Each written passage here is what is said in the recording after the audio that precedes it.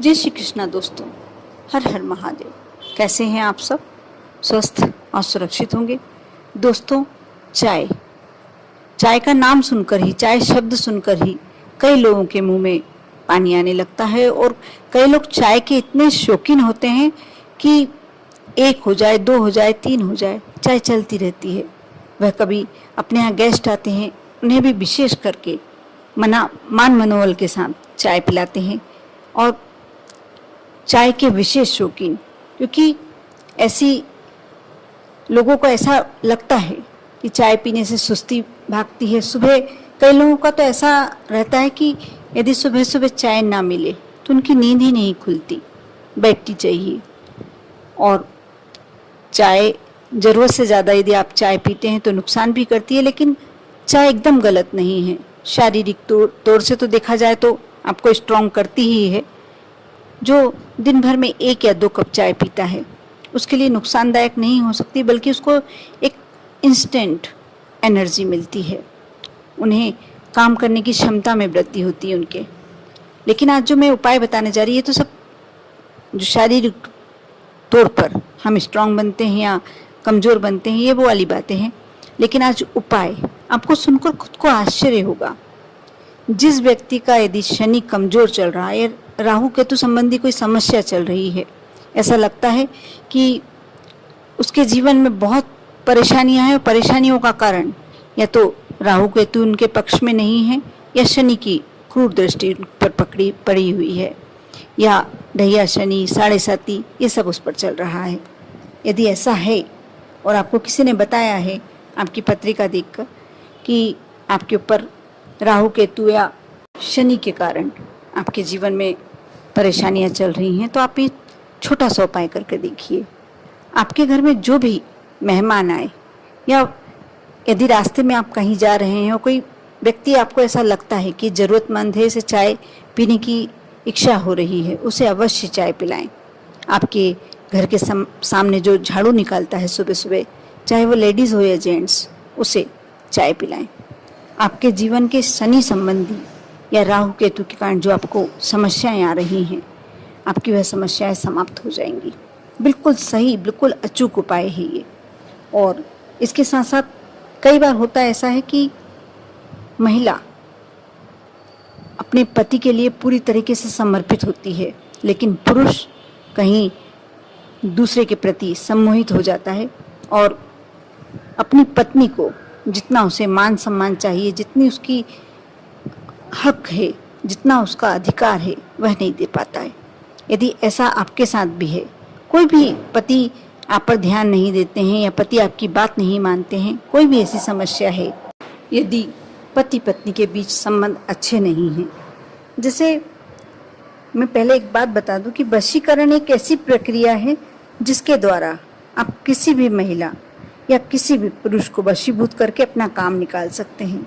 लेकिन आप इस बात का विशेष ध्यान रखें कि आप यह कार्य करने के लिए इस उपाय को ना करें, क्योंकि आपका यदि काम निकालना पॉजिटिव है, अच्छे कार्य के लिए करते हैं आप, तो गलत नहीं होगा। लेकिन कई बार होता है कि हम मिसयूज़ करने लगते हैं, कोई गलत उपयोग के लिए ये वशीकरण कर लेते हैं। ऐसे में हो सकता है कि इसका प्रभाव उल्टा हो जाए और आपको फ़ायदे की जगह नुकसान सहन करना पड़े। इसलिए मैं करबद्ध होकर आपसे निवेदन करूंगी कि आप गलत सोच के साथ इस वशीकरण के उपाय को ना करें और अच्छी मंशा से करेंगे, अच्छा ही प्रतिफल मिलेगा। आप यदि महिला हैं और अपने पति के व्यवहार से परेशान हैं, या पुरुष हैं और अपनी पत्नी के व्यवहार से परेशान हैं, तो वह अपने यदि पति को, महिला होकर अपने पति को जीवन भर भी सम्मोहित नहीं कर पाती। ऐसे में महिलाओं का जीवन दुभर हो जाता है और आप ये कार्य बिल्कुल इजीली कर सकते हैं, बिल्कुल आसानी से कर सकते हैं। यदि आप पुरुष हैं और आपकी पत्नी, यदि वह महिला है और आप उसको सम्मोहित करना चाहते हैं, वशीकरण करना चाहते हैं, तो गलत नहीं होगा। यदि गलत लाइन पर पत्नी जाती है और पुरुष अपनी तरफ आकर्षित करने, वशीकरण करने के लिए कोई कार्य करता है, तो उसको गलत नहीं कहा जाएगा। यदि दोनों दंपति में से कोई भी यदि किसी दूसरे के प्रति आकर्षित है, तो ऐसे में आप इस उपाय को अवश्य आजमा सकते हैं। आप कैसे क्या करना है इस पूरे वीडियो को देखें, और यदि अभी तक आपने मेरे चैनल को सब्सक्राइब नहीं किया है तो अवश्य कर लें, क्योंकि बहुत ही सुंदर और बहुत ही अचूक जानकारियाँ मेरे इस वीडियो से आपको प्राप्त होती है। और आप यदि वह उपाय विश्वास के साथ करते हैं तो आपको सफलता भी अवश्य मिलती है। आप कैसे क्या करें जिससे आपके पति देव आपकी बात मानने लग जाएं या आपकी पत्नी आपकी बात मानने लग जाएं।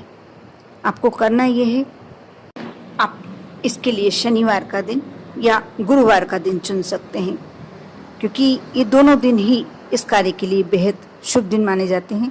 सम्मोहन विधि का बेहद खास महत्व होता है, इसलिए इस विधि का आप बेहद ही अच्छे सरलता से करें और पूरा विश्वास करके ये कार्य करें। आप थोड़ी सी चाय पत्ती ले लें और चाय पत्ती के उन दानों को आप अपने दाहिने यानी सीधे हाथ में रख लें। इसके बाद आप सिद्ध सम्मोहन मंत्र का 7 बार जाप करें और इसके बाद चाय पत्ती पर फूंक मारे। मैं मंत्र आगे बताऊंगी और स्क्रीन पर भी डाल दूंगी, आप ध्यान से देख लीजिएगा।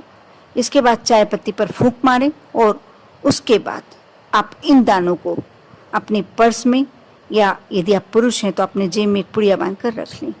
3 दिन तक आप अपनी जेब में या पर्स जहाँ भी आपने रख के रखा है इन दानों को संभाल कर रखें। इसके बाद आप प्रतिदिन सुबह उठकर इन दानों को देखें। जैसे आपने आज ये कार्य किया है तो आप सुबह उठकर उन दानों को निकाल कर देखें और अच्छे से निहारें। जैसे निहारना आप सभी समझते ही होंगे, उस तरीके से आप निहारें और ऐसा प्रतिदिन करें 3 दिन तक। ऐसा करने से कुछ ही दिनों में आपके अंदर एक आकर्षण शक्ति पैदा हो जाएगी, सम्मोहन शक्ति पैदा हो जाएगी। आपको अंदर से एहसास भी होने लगेगा कि आपको एक अंदर से कुछ शक्ति प्राप्त हुई है जो सम्मोहन शक्ति है।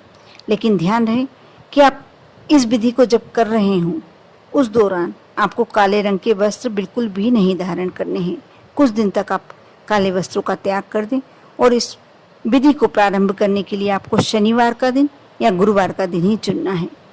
3 दिन तक आप उन दानों को निहारें, उन्हें देखें, निकालें और उसके बाद आपको जब खुद को एहसास होने लगेगा कि आपके अंदर कोई पॉजिटिविटी आई है, कोई सम्मोहन शक्ति आ गई है, इसके बाद बड़ी ही आसानी से आप अपने पति या अपनी पत्नी को सम्मोहित कर सकते हैं, उन्हें इम्प्रेस कर सकते हैं और अपने जो भी परेशानी है उसे दूर कर सकते हैं।